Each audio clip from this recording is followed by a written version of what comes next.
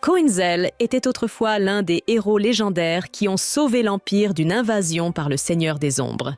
Cependant, après avoir accompli sa mission, il a été trahi par les autres héros et tué afin qu'il puisse s'attribuer le mérite de son exploit. Aujourd'hui, des années après cet incident, Coinzel est ressuscité pour assouvir sa vengeance. Le monde vénère désormais ces 7 individus qui ont trahi Coinzel comme des héros légendaires, et leur pays est devenu incroyablement célèbre grâce à cela.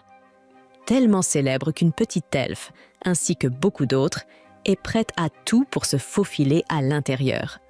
Cependant, cela ne se passe pas bien pour ces personnes, car elles sont capturées en tentant de franchir la frontière clandestinement, et, selon les règles, elles seront exécutées.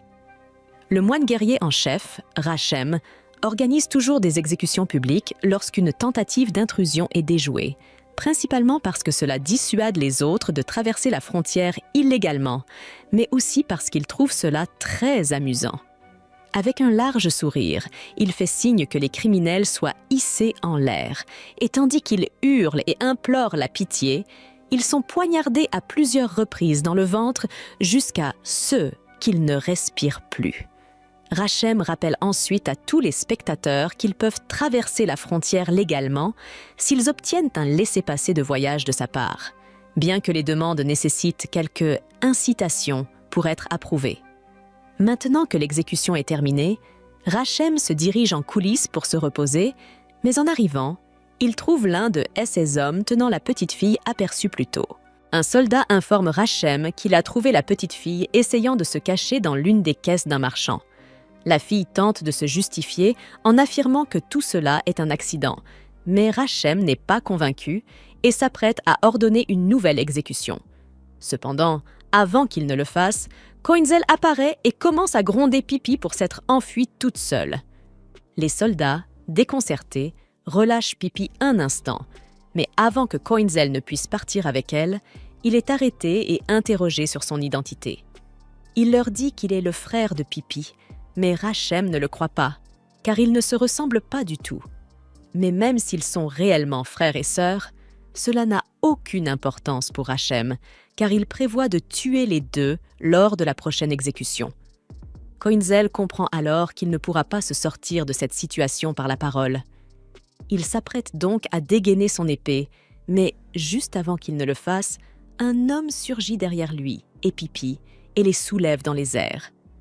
L'homme gronde les deux, agissant comme s'il les connaissait, avant de s'excuser auprès de Rachem pour tous les ennuis qu'ils ont causés. Rachem n'aurait normalement jamais laissé passer une telle situation, mais Wai lui offre de très bonnes raisons, en or, de les laisser partir. Rachem décide donc d'ignorer les règles, juste cette fois. Un des soldats n'en revient pas que Rachem laisse vraiment partir des clandestins, mais Rachem a toute autorité ici et n'a pas à écouter son subordonné. Une fois que Rachem et les autres soldats sont partis, Pipi remercie Wai de l'avoir sauvée, mais elle se fait immédiatement taper sur la tête par Coinzel. Coinzel ne voulait rien avoir à faire avec Pipi, mais il se cachait dans le chariot de bœuf derrière elle, et lorsqu'elle s'est fait attraper, cela a également révélé l'emplacement de Coinzel. L'homme se tourne vers Coinzel et Pipi et leur dit qu'ils ne passeront jamais la frontière avec des plans aussi bâclés que se cacher dans des cargaisons. De plus, Weed a déjà payé son passeur pour l'aider à traverser la frontière, alors il ne peut pas permettre à Coinzel et Pipi de provoquer un incident qui mettrait le monastère en alerte maximale.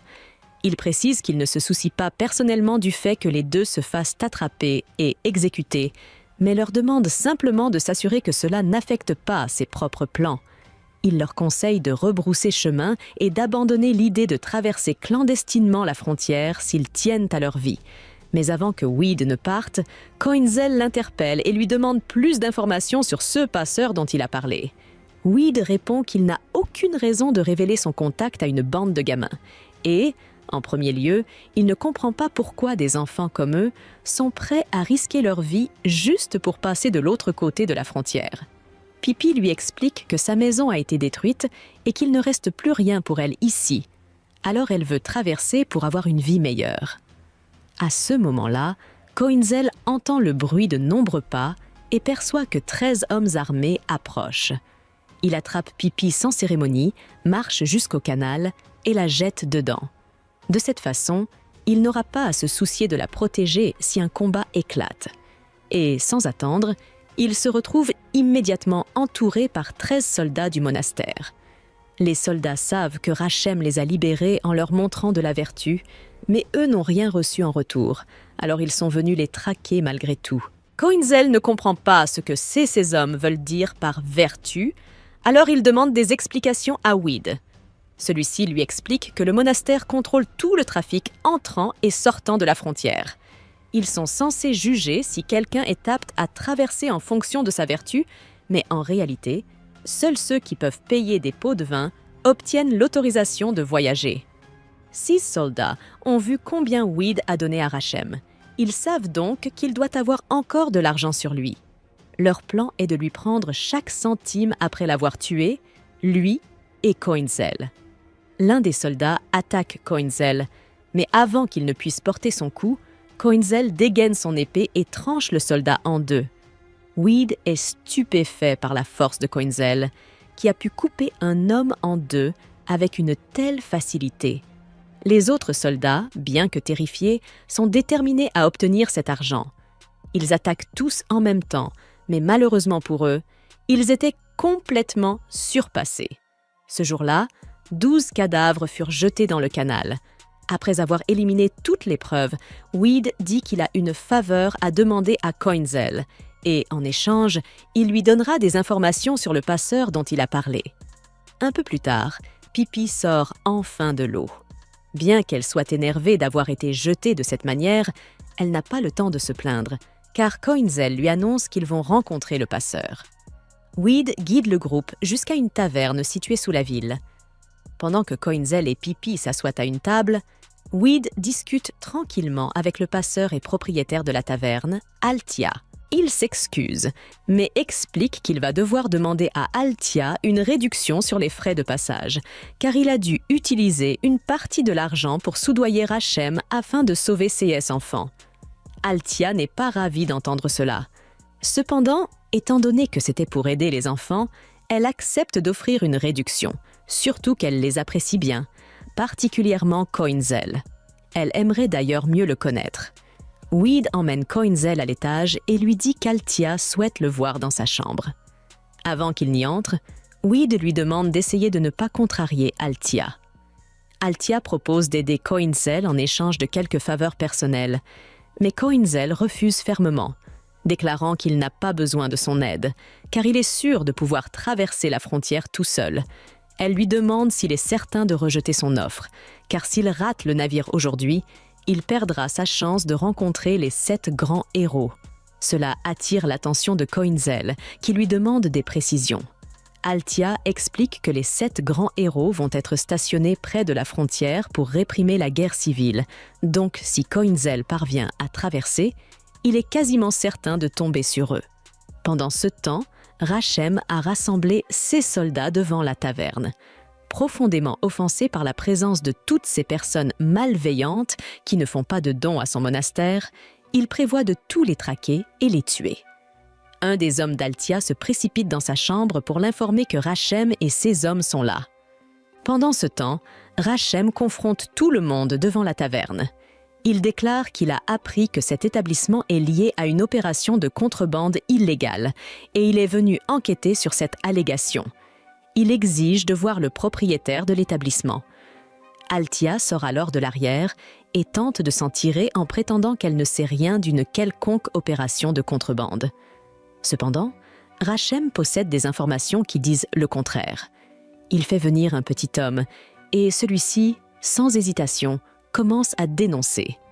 Il avoue être venu ici plus tôt pour demander l'aide d'Altia afin de se faire passer en contrebande de l'autre côté de la frontière. Maintenant qu'Altia ne peut plus nier son implication, Rachem est ravi de cette dénonciation, mais, fidèle à sa brutalité, il tue l'homme sur le champ, car les balances méritent une punition. Avec cette preuve, Rachem a maintenant la confirmation que cet endroit est un centre d'opération de contrebande. Il ordonne alors à ses hommes de tuer tout le monde présent, déclenchant un combat massif. Pendant la mêlée, Rachem parvient à attraper Pipi. Il la reconnaît comme étant la petite fille de ce matin. Et même s'il l'avait épargnée à ce moment-là, il déclare qu'il devra la tuer maintenant pour donner l'exemple. Malheureusement, Weed ne peut pas s'approcher à temps pour la sauver. Mais, au dernier moment, juste avant que Rachem n'achève Pipi, Koinzel surgit du plafond et écrase plusieurs des hommes de Rachem en tombant, provoquant un choc suffisant pour que Rachem lâche Pipi. Rachem n'arrive pas à croire que Koinzel ait osé tuer des soldats du monastère, car s'opposer à eux revient à défier l'un des 7 héros, Landgrave. Cependant, c'est exactement ce que Koinzel a l'intention de faire. Alors qu'un des soldats lui fonce dessus, il le coupe en 2 sans effort. Altia se rend compte que Koinzel est bien plus fort qu'elle ne l'avait imaginé. Une fois qu'il en a fini avec ses ennemis, il se tourne vers les autres pour demander si Pipi va bien. Heureusement, elle est simplement inconsciente et se remettra avec un peu de repos. Voyant qu'elle est hors de danger, Koinzel estime qu'il n'y a plus de raison de continuer à tuer. Il décide donc de laisser Rachem s'enfuir. Une fois en sécurité, Rachem est furieux à l'idée que tous ses soldats aient été anéantis par un seul garçon. Il sait que si le monastère entend parler de cet incident, sa position de chef pourrait être révoquée. Il décide alors de prendre des mesures drastiques pour sauver son honneur. Dès que d'autres soldats du monastère arrivent, il déclare la loi martiale. Avec la taverne mise à sac, tout le monde se cache dans les tunnels sous la ville. Cependant, Koinzel est toujours déterminé à se faire passer en contrebande de l'autre côté de la frontière ce soir. Altia tente de le dissuader, car après ce qui s'est passé, la sécurité sera plus stricte que jamais. Mais Koinzel ne peut pas se permettre de manquer ce navire s'il veut rencontrer les 7 héros. De plus, Koinzel est convaincu qu'il peut gérer tout ce que ses moines lui enverront, car ce soir, la lune brille haut dans le ciel. Puisque Koinzel est si déterminé à partir, Altia propose de lui montrer un chemin secret qu'elle connaît. Un chemin que même le monastère ignore. Pendant ce temps, au monastère, Rachem prend cette chasse très au sérieux et a donc demandé de l'aide à Rangsatz. Lorsque Rangsatz arrive, il lui demande de l'aide. Rangsatz n'y voit pas d'objection, mais il lui demande s'il est vraiment sûr de vouloir faire appel à ses services, car ceux-ci ne sont pas bon marché. Cependant, après l'humiliation qu'il a subie, Rachem est prêt à dépenser n'importe quelle somme pour s'assurer que ses enfants meurent. Pendant ce temps, Koinzel et les autres traversent des tunnels, mais Koinzel a du mal à supporter cet endroit, car il déteste les endroits où il ne peut pas voir la lune, et en plus, l'odeur est horrible. Altia explique que cet endroit est isolé du reste de la forteresse souterraine et qu'il était autrefois utilisé par des mages pour effectuer des expériences, ce qui explique la présence de ces créatures ressemblant à des gremlins.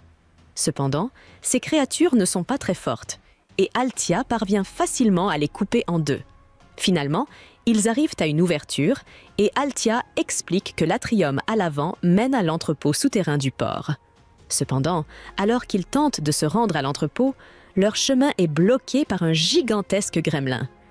Altia est terrifiée, car c'est la même créature qui a tué son ami il y a 3 ans. Koinzel saute immédiatement pour l'abattre. Alors Altia espère qu'il pourra peut-être vaincre cette créature, mais son épée ne lui fait presque aucun dommage et il est attrapé et projeté contre un mur. Altia tombe alors au sol, défait, car si Koinzel n'a pas pu vaincre cette chose, il n'y a aucune chance qu'il puisse survivre. Pour aggraver les choses, le navire qu'il devait rejoindre est déjà arrivé, et en raison de la loi martiale instaurée par Rachem, il ne restera au port que pour peu de temps, donc ils ne pourront jamais y arriver à temps. Altia a peut-être abandonné la mission, mais Wade a encore des choses à accomplir. Alors tant qu'il a de l'air dans ses poumons, il va continuer à se battre. Il utilise l'une de ses bagues pour l'enrouler autour de la jambe du gremlin et tire dessus pour le faire tomber. Le gremlin se relève et tente de les frapper, mais Wade esquive et parvient à utiliser l'une de ses bagues pour frapper la tête du gremlin. Il semble que l'attaque précédente de Koinzel ait réussi à l'affaiblir, car une fissure apparaît sur le front du gremlin, et Wade pense qu'il a peut-être une chance de le vaincre. Malheureusement, immédiatement après avoir dit cela, il est attrapé et projeté contre un mur, ce qui signifie qu'il ne pourra plus se battre. Maintenant, rien ne peut empêcher le gremlin de les tuer tous. Mais juste au moment où tout espoir semblait perdu, une lumière éclatante commence à briller à l'endroit où Coinzel a été projeté. Et une seconde plus tard, Coinzel se relève. Il remercie le gremlin pour ce qu'il a fait plus tôt, car son coup de poing a créé un trou dans le plafond, permettant à Coinzel de voir enfin la lune à nouveau, ce qui lui a fait beaucoup de bien. Il est donc de nouveau en pleine forme. Le gremlin tente de réduire Coinzel en bouillie, mais Coinzel est trop rapide pour lui et saute de côté tout en tranchant la tête du gremlin. Le gremlin crie qu'une telle coupure faible ne pourra pas le vaincre, mais dans le moment suivant, le corps entier du gremlin est tranché en deux. Maintenant que le gremlin est éliminé, Coinzel dit à Wade de ne pas perdre de temps et de se relever, car ils doivent se dépêcher s'ils veulent attraper ce dirigeable. Mais avant qu'il ne puisse partir, Coinzel ressent une attaque imminente. Alors il avertit les autres et, un instant plus tard, une explosion massive anéantit complètement le corps du gremlin. Celui qui en est responsable est Rangsats avec son épée magique, et Racheb est sûr que Rangsats pourra enfin éliminer Coinzel une bonne fois pour toutes.